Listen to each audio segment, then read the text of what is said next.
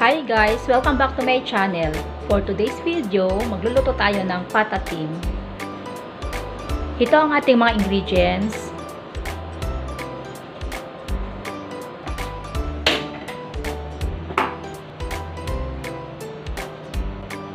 Sunugin muna natin yung mga balahiwan niya.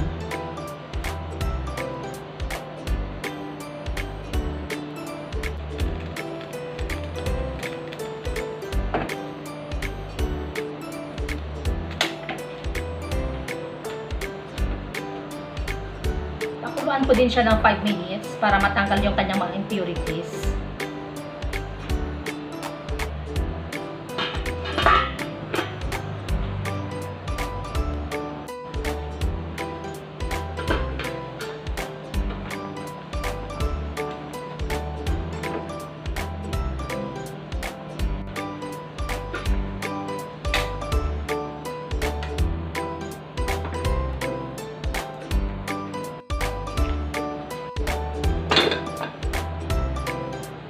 Isama ko na yung ating sugar,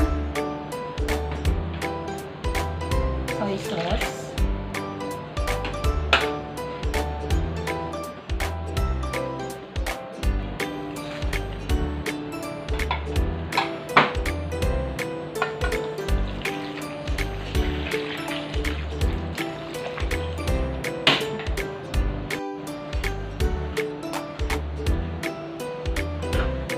ito na guys, kumukulo na siya, hinaan ko na siya ng apoy.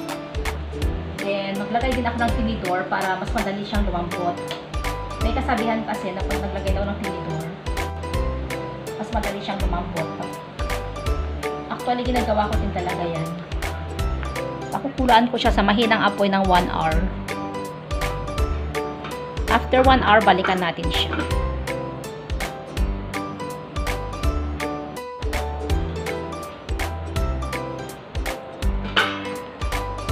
Guys, after 1 hour, malambot na siya. Malalambutin ko pa siya ng another 30 minutes. Isama ko na rin yung ating banana blossom.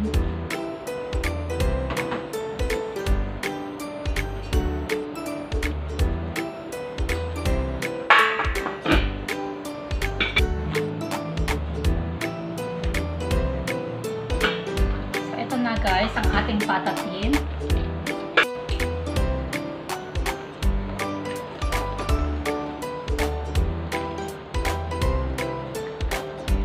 Sa akin, okay na to. Nakasan ko na yung apoy para maglapot ang kanyang sab.